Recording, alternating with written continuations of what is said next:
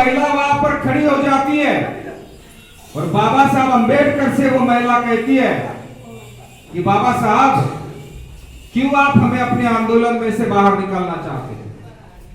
ये मेरे बच्चे का सिर फूट गया इसलिए आप बाहर निकालना चाहते हैं? तो बाबा साहब मैं आपको बताए देती हूँ। वो महिला बाबा साहब को कहती है कि बाबा साहब मैं आपको बता देती हूँ, ये जो गोद में मेरी जो बच्चा बैठा है उसका सिर फूट गया इसलिए आप हमें बाहर निकालना चाहते हैं। बाबा साहब अगर इसका सिर क्या और ये सिर्फ ये जिसका सिर फूटा है यही बच्चा नहीं, अरे जो बच्चा मेरी गोद में है, मेरे पेट में जो बच्चा है, अगर वो भी आपके आंदोलन के लिए मर गया तो भी मैं आपके आंदोलन से हटने वाली नहीं।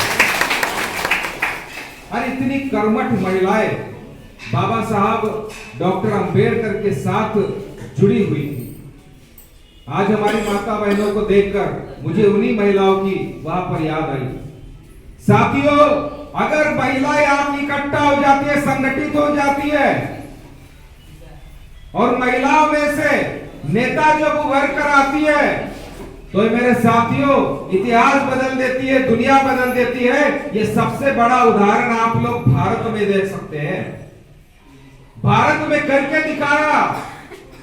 ऐ मेरे साथियों मैंने पहले कहा कि मनुस्मृति के अनुसार महिलाओं को नीच से भी नीच दर्जा दिया गया, लेकिन मेरे साथियों उत्तर प्रदेश में एक महिला को जब मौका मिला तो मान्यवर साहब कांशीराम जी ने जब उसको वहां का मुख्यमंत्री बना दिया तो सरकार कैसे चलाई जाती है बहन मायावती से सारी दुनिया ने सीखना चाहिए।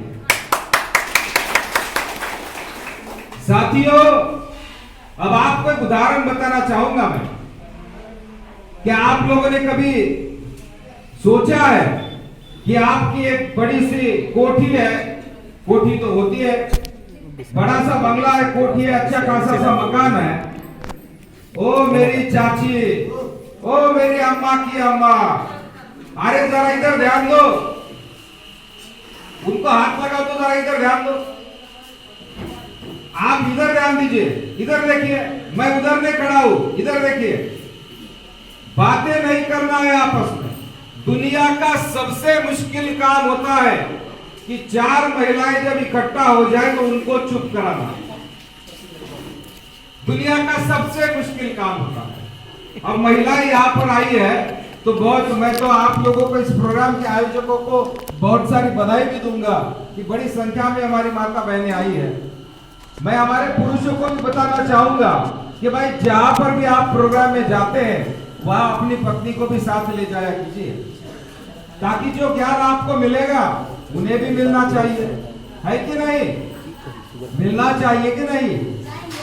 इसलिए जितने भी पति है अपनी पत्नियों को अपने प्रोग्राम में अगर ले आते हैं, अगर 100 पति आते हैं तो दुगनी संख्या हो जाती है कि नहीं? पत्नियां जब साथ होती है तो अब पत्नियों की जिंदगी जो होती है तो पति से जुड़ी हुई होती है भाई। तो इसलिए कभी कभी पत्नी की तारीफ भी कर दी जा कीजिए। कहते हैं कि नहीं तारीफ? पत्नी की तारीफ किया कीजिए। अगर वो हमारे लिए खाना पकाती है तो उसके खाने की भी तारीफ कर दिया कीजिए। उसे अच्छा लगेगा जब खाना पकाती हमें देती है। अब एक प्रोग्राम में मैंने ऐसे बोला लोगों को कि भाई अपने पत्नी जब खाना पकाती है आप खाते हैं तो उसकी तारीफ कर दीजिए कि खाना अच्छा पकाए, उसकी तारीफ कीजिए।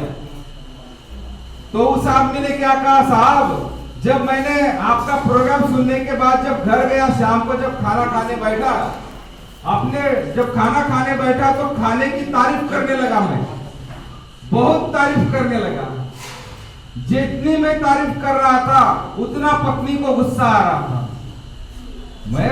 मैं सोचने लगा कि पत्नी को गुस्सा क्यों आ रहा है। तो मैं उसको बोला कि यार इतना बढ़िया खाना बनाया तुमने और मैं उसकी इतनी तारीफ कर रहा हूं तो तुम्हें गुस्सा क्यों आ रहा है?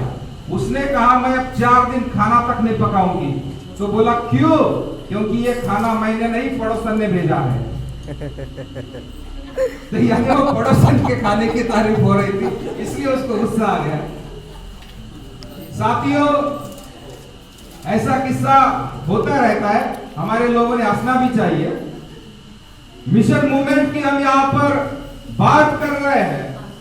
साथियों, आज हम यहाँ पर जो इस संगठन का आगाज हो गया है, बहुजन समाज परिषद का, ऐ मेरे साथियों, हमारे पूर्व वक्ता राजाराम पासवान जी ने आप सबको बताया कि जहां कहीं भी अन्याय अत्याचार होता है तो वहां बहुजन समाज परिषद पहुंच जाती है और हमारे समाज को वहां पर न्याय दिलाती है। ऐ मेरे साथियों, बहुजन समाज परिषद अब इतने बड़े पैमाने पर यहां पर बढ़ रही है। साथियों, मैं आपको उदाहरण देना चाहूंगा कि जब हमारी संगठन बन जाती है, हमारी ताकत बन जाती है, मजबूत बन जाते हैं। एक जो मैं पहले आपको बता रहा था कि जब आपका पक्का मकान है, घर है, कोठी है, उसके सामने एक नाली भी बहती है, उसके सामने रोड भी होती है। क्या आप लोगों ने कभी सोचा है कि हमारे घर के सामने की नाली साफ करने के लिए और वहां पर कचरा जो पड़ा है उस सड़क पर, उसको झाड़ू लगाने के लिए, उसको साफ करने के लिए कोई चुटियाधारी बामन आता है? कभी सोच सकते हैं आप कि एक बामन वहां पर आएगा नाली साफ करने, वहां पर सार्वजनिक शौचालय होगा तो वह संडास भी साफ करने के लिए ब्राह्मण जाएगा? कभी सोचा है मेरे साथियों? ये जीता जागता उदाहरण कर दिखाया माननीय साहब कांशीराम जी ने और बहन मायावती ने। किस तरह से? साथियों, जब उत्तर प्रदेश में जब बहन मायावती, हमारे समाज की महिला, हमारे दबे कुचले हुए समाज की महिला जब उत्तर प्रदेश की मुख्यमंत्री बन गई तो बहन मायावती ने वहां पर भर्ती निकाली, नौकरियों की भर्ती निकाली। हमारे समाज को तो घर द्वार, पक्की कोठियां और नौकरी तो दे दी, लेकिन बहन मायावती ने ब्राह्मणों के लिए भी नौकरी वहां पर शुरू की। ब्राह्मणों की भर्ती, स्पेशल ब्राह्मणों की भर्ती निकाली। और वो कौन सी भर्ती थी? वो भर्ती